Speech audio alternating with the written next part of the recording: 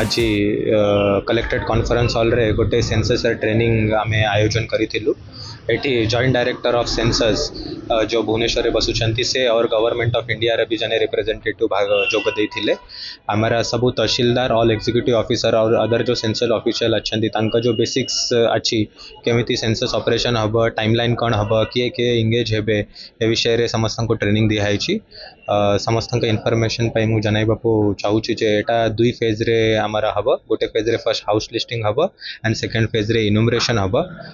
House listing आमर April 16 रु 15 मे गोटे मास रे हम। आउ सेल्फ इनुमरेशन रे भी एथर फर्स्ट टाइम गोटे माने दिखाई इंडिविजुअल्स निजे भी सेल्फ इनुमरेट करि पारिबे। आउ ये इंटायर सेंसस ऑपरेशन गोटे मोबाइल बेस्ड जो एप्लिकेशन अच्छी से द्वारा करा जिवो।